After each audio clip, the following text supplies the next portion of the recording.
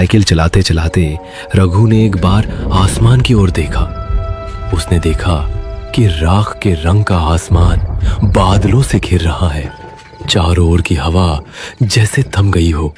उसे समझ में आ गया कि तूफान आने वाला है, लेकिन कुसुमपुर पहुंचना अभी भी बहुत दूर था। रघु ने पैडल पर जोर से दबाव डाला, लेकिन वो ज्यादा दूर तक जा नहीं पाया। अचानक जोर का तूफान आ गया, साथ ही लगातार तेज बिजली कड़कने लगी और थोड़ी ही देर में मूसलधार बारिश शुरू हो गई। सामने का रास्ता बारिश की परत में छिप गया। रघु ने कोई और उपाय ना देखकर एक घने पेड़ के नीचे शरण ली, लेकिन फिर भी वह बारिश की मार से बच नहीं सका। हे भगवान, इस तूफान को रोको, मेरी रक्षा करो। शायद भगवान ने उसकी प्रार्थना सुन ली। थोड़ी ही देर में तूफान और बारिश थम गई, लेकिन सड़क की जो हालत थी उसमें अब साइकिल चलाकर आगे बढ़ना संभव नहीं था। मजबूरी में रघु साइकिल को घसीटते हुए आगे बढ़ने लगा, लेकिन थोड़ी दूर जाकर उसे समझ में आया कि वह रास्ता भटक गया है।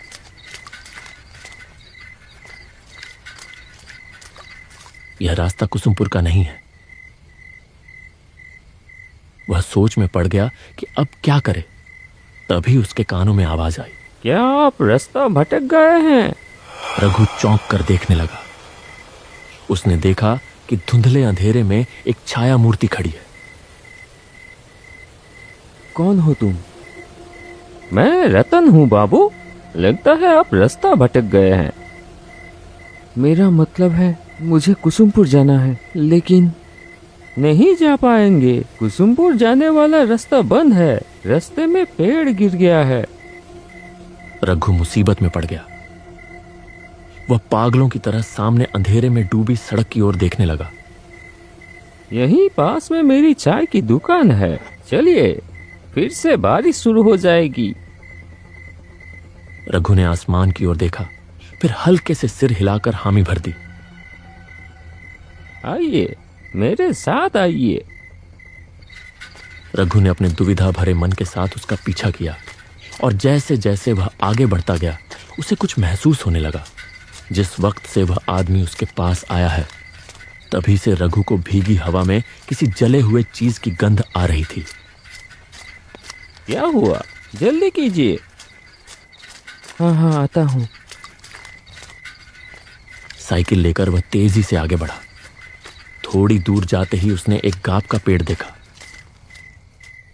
पास ही एक झोपड़ी नुमा घर था। वहां किसी हैरिकेन जैसी चीज की लौ जल रही थी। रतन ने फिर से आवाज दी, आइए बाबू, यही मेरी चाय की दुकान है। रघु ने साइकिल को गाप के पेड़ से टिका दिया और झोपड़ी के चौखट पर आकर खड़ा हो गया। उसने देखा कि एक तरफ एक चूल्हा है और उसके चारों ओर चाय बनाने का सामान रखा है। रघु हैरान हो गया यह सोचकर कि इतनी सुनसान जगह पर इस चाय की दुकान में आखिर चाय पीने कौन आता होगा। रतन एक मोड़ा ले आया। बैठिए बाबूजी, मैं चाय लाता हूँ। रघु अपनी गोद में रखे थैले को कसकर पकड़कर बैठ गया। बाहर फिर से तूफान शुरू हो रहा था। बिजली चमक रही थी और गड़गड़ाहट के साथ कड़क रही थी। ये लीजिए चाय, आप बहुत भीग गए हैं, ये पीजिए, अच्छा लगेगा। इतनी जल्दी चाय बनाकर ले भी आया। हैरानी की बात थी, हल्की हल्की बारिश शुरू हो गई। रघु चाय की चुस्की लेते लेते पूछ ही बैठा, यहाँ चाय पीने कौन आता है? मतलब इतनी सुनसान जगह में। पहले कुछ दूरी पर एक बस स्टैंड था, तब लोग आया करते थे। और अब आप जैसे कोई कोई आता है। उस आदमी की बातों में क्या था कौन जाने, लेकिन रघु का सीना एकदम से सिहर उठा। उसने कुछ असहजता के साथ चाय की एक चुस्की ली। आप चाय पीजिए, आज रात आप नहीं जा पाएंगे बाबूजी, रात को यहीं रुकना पड़ेगा। रघु ने देखा कि बारिश की बूंदें अब और भी तेज हो गई हैं। तूफान की रफ्तार भी काफी बढ़ गई है। बिजली लगातार गिर रही है। लेकिन एक चीज देखकर उसे बहुत हैरानी हुई। इतनी तेज आंधी के बावजूद हैरिकेन की लौ जरा भी नहीं हिल रही थी। न जाने क्यों रघु को लगने लगा कि उसके चारों ओर जो कुछ भी है वह सच नहीं है, जैसे कोई जाल है जो चुपचाप उसे अपने भीतर लपेट रहा हो। बैग में रखे हुए इतने सारे पैसे, उसका सीना एक बार फिर धक धक करने लगा। जब बारिश थमी तब तक रात काफी बीत चुकी थी। खाना पीना कुछ देर पहले ही निपट चुका था। रतन दहलीज पर रघु के लिए बिस्तर लगाते हुए बोला, कहाँ गई झूमर? बाबू को पान नहीं दिया? आइए बाबू, यहाँ लेट जाइए। डरने की कोई बात नहीं है, मैं और झूमर तो हैं ही। रघु ने हल्के से सिर तो हिलाया, लेकिन उसके सीने में एक बार फिर से टीस सी उठी, जैसे उसकी छाती के भीतर कोई धीरे धीरे उसे कुछ समझाने की कोशिश कर रहा हो। जैसे ही नूपुर की झंझनाहट कानों में पड़ी, वह हल्के से चौंक कर देखने लगा। झूमर धीमे कदमों से आगे बढ़ रही थी। उसकी आंखों में जैसे कोई खास इशारा था जो उसने रतन की ओर किया। रतन ने भी जरा सा गर्दन हिलाकर कुछ जताया। यह बात रघु की नजरों से छुपी नहीं रही। लीजिए बाबू, पान। पान? मेरा मतलब है खाइए खाइए। झूमर के हाथ के पान खा के आप जिंदगी भर नहीं भूल पाएंगे। रघु कांपते हाथों से पान उठाने ही वाला था कि एक तीखी सड़ी सी गंध उसकी नाक में आ लगी। कुछ वैसी ही गंध जैसी कच्चे खून की होती है।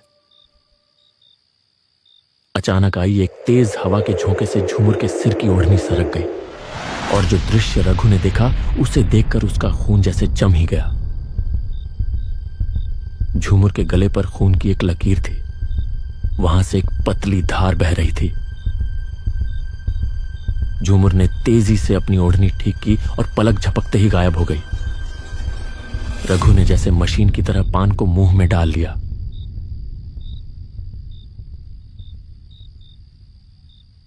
रतन हैरिकेन की लौ धीमी कर कमरे के अंदर चला गया। रघु एक अजीब सी घबराहट और बेचैनी लेकर लेट गया। रात गहरी और शांत थी। केवल झिंगुरों की आवाज उस सन्नाटे को तोड़ रही थी। पास के किसी झाड़ी से एक भूखा सियार चीख उठा। फड़फड़ाते पंखों की आवाज के साथ एक काला उल्लू आकर गाब के पेड़ पर बैठा और अपनी डरावनी आवाज में बोल उठा। रघु का सीना बार बार कांप उठता रहा। भगवान देखना, ताकि रात ठीक से कटे। थकान की वजह से थोड़ी ही देर में रघु सो गया।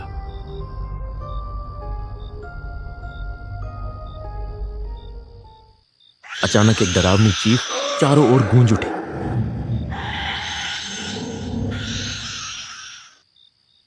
रघु अचानक बिस्तर पर उछलकर बैठ गया। उसने पागलों की तरह इधर उधर देखा। तभी उसके कानों में एक कराहती चरमराती सी आवाज पड़ी।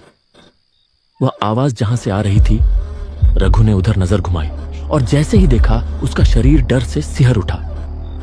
सिर्फ एक हाथ की दूरी पर कोई एक व्यक्ति गले में रस्सी डाले झूल रहा था।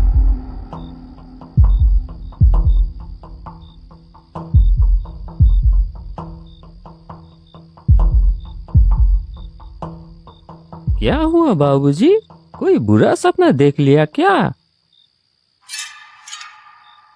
रघु ने देखा कि झोपड़ी के सामने जो आंगन जैसी जगह है, वहां एक लगभग टूटे झुके बांस के मचान पर रतन बैठा है। उसने एक बार फिर धीरे से गर्दन घुमाकर उस ओर देखा, जहां कुछ देर पहले कोई गले में रस्सी डालकर झूल रहा था। लेकिन यह क्या? वहां अब कुछ भी नहीं था। क्या ढूंढ रहे हैं बाबूजी? कुछ नहीं है, वो सब बुरा सपना है। तुम इतनी रात को बाहर क्यों हो? बहुत गर्मी है, इसलिए बाहर की हवा लेने आया हूँ। आप भी आइए ना। रघु समझ गया कि उसका शरीर पसीने से तरबतर हो चुका है, इसलिए वह बिस्तर छोड़कर मचान की ओर बढ़ गया। भीतर दबा एक अजीब सा असहज भाव लिए वह रतन के पास जाकर बैठ गया। तभी कहीं पास से एक निशाचर पक्षी तीखी आवाज में चिल्ला उठा। उस एक चीख ने पल भर के लिए फैली खामोशी को चकनाचूर कर दिया। इतनी गर्मी है, अब नींद आएगी ही नहीं। ऊपर से सपने में आप क्या कुछ देख रहे हैं। इससे अच्छा मैं आपको एक कहानी सुनाता हूँ। 3 साल पहले की बात है। ऐसा ही एक चाय और नाश्ते का दुकान था उसका। सब कुछ ठीक ही चल रहा था, लेकिन इंसान अकेले कब तक रह सकता है। इसलिए उसने शादी कर ली किसी दूसरी गांव की एक लड़की से। उस लड़की को एक नजर देखते ही नजर ठहर जाती थी। बहुत लोग कानों कानों में फुसफुसाते रहे, ये तो जैसे गोबर में कमल का फूल होगा तो उसके चाहने वाले भी होंगे। खैर, दुकान में भीड़ बढ़ने लगी और उसकी बीवी ने भी हाथ बटाना शुरू कर दिया। उसकी चाय की दुकान में शंकर रोज चाय पीने आने लगा। एक कप चाय पीता था, लेकिन 1.5-2 घंटे तक बैठा रहता। उसकी बीवी की तरफ उसका नजर है, ये समझ में आ रही थी उस आदमी को। लेकिन नई दुल्हन के बारे में ऐसा कुछ सोचने को उसका मन नहीं मान रहा था। इतनी सुंदर पत्नी के बारे में कोई आदमी कैसे सोच सकता है ये सब। वो आदमी भी नहीं सोच सका। ऐसे ही दिन कट रहे थे। एक दिन दोपहर के बाद वो बाजार जाने के लिए निकला। मैं चलता हूँ, आखिरी बस में लौटूंगा। शाम को दुकान खोलने की जरूरत नहीं है। अच्छा ठीक है, अच्छे से जाना। बाजार में खरीदारी करते करते वो समझ गया कि तूफान आने वाली है, इसलिए जल्दी सामान लेकर वो पहली वाली बस पकड़ ली। जब बस ने उसे मोड़ पे उतारा, आसमान काला हो चुका था। एक बार आसमान की तरफ देखा और तेजी से घर की तरफ चल दिया। लगता है बारिश होने वाली है। बीवी अकेली है, अकेले डर जाएगी। लेकिन तब तक उसने सोचा भी नहीं था कि थोड़ी देर में क्या होने वाला है। आंगन में आते ही घर के अंदर से एक दबा दबा हंसी की आवाज आने लगी।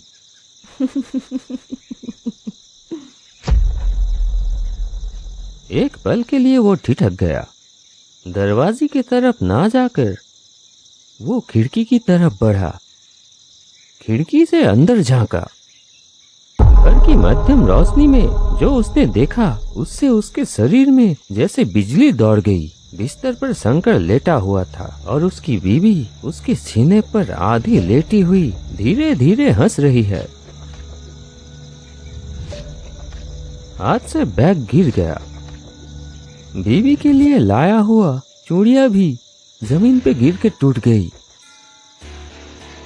कौन? शंकर दौड़ते हुए बाहर आ गया। उस आदमी को देखते ही वो हक्का बक्का रह गया। आप तो बोले थे आखिरी बस पे। बात खत्म भी नहीं हुई थी। एक तेज धार वाली चीज से एक झटके में वो अपनी पत्नी की गर्दन पर वार कर दिया। फव्वारे की तरह खून निकल आया। पत्नी अपनी गर्दन पकड़ लिया और जमीन पर गिर पड़ी और उसका शरीर बार बार झटका खाकर स्थिर हो गया। शंकर अब तक पत्थर की तरह खड़ा था। अब वो भी हाथ जोड़कर माफी मांगने की कोशिश करने लगा। वो आदमी धारदार चीज हाथ से फेंककर शंकर को बालों की मुट्ठी से पकड़ लिया और घसीटते हुए ले चला। शंकर पूरी ताकत से भागने की कोशिश करता रहा। गुस्से में शंकर को जमीन पर पटक दिया। फिर बांस की छत से लटक रही रस्सी को खींचकर शंकर की गर्दन में फांसी की तरह डाल दिया और दोनों हाथों से रस्सी के छोर को खींचने लगा। शंकर के मुंह से दम घुटने की आवाज निकलने लगी। उसकी आंखें बाहर की तरफ निकल पड़ी। तड़पते तड़पते उसका शरीर धीरे धीरे शांत हो गया। वो आदमी पागल की तरह अपनी पत्नी के खून से लथपथ शरीर को घूरता रहा। फिर गला फाड़कर चीख पड़ा।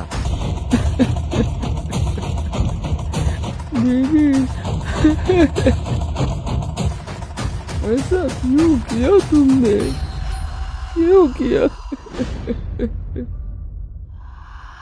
आदमी थोड़ी देर बाद उठा, घर के अंदर गया, जलती हुई लालटेन लाकर फेंक दिया बीवी के शरीर के ऊपर। उसने दांत भींच ली, आंखों से आंसू फूट पड़े।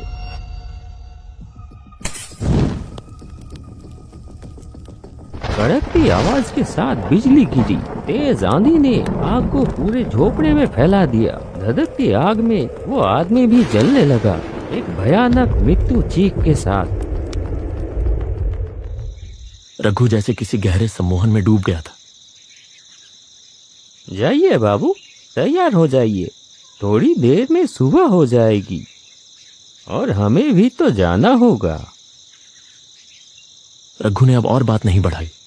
रात जैसे तैसे कट ही गई थी। वह जल्दी जल्दी तैयार हो गया, फिर दरवाजे में हल्के से दस्तक दी। मैं चलता हूँ, सुन रहे हैं? तो फिर मैं चलता हूँ। नहीं, कोई उत्तर नहीं आया। एक पल के लिए रघु रुका और सोचा। फिर गाब के पेड़ से टिकाकर रखी हुई अपनी साइकिल उठाई और बाहर निकल गया। न जाने कहाँ गए, लौटते वक्त एक बार मिलकर जाऊंगा। लेकिन कुछ दूर जाते ही रघु को याद आया कि वह लापरवाही में पैसों का बैग वहीं भूल आया है। वह तुरंत साइकिल घुमाकर वापस उसी जगह लौट आया। लेकिन यह क्या हालत, वो झोपड़ी कहां गई? वहां तो अब सिर्फ एक अजली झोपड़ी का ढांचा पड़ा हुआ था। तो क्या रतन ने जो कहानी कल सुनाई थी वो? आप शायद ये ढूंढ रहे हैं। रघु तेजी से पलटा, देखा उसका पैसों वाला बैग। कौन हो तुम? मैं झूमर। तेज हवा के झोंके से ओढ़नी हट गई। वही सड़ी सी तीखी गंध फिर से उसकी नाक में आ लगी। रघु की आंखों के सामने प्रकट हुआ एक औरत का भयावह खून से सना चेहरा। रघु होश खो बैठा और साइकिल समेत वहीं सड़क पर गिर पड़ा।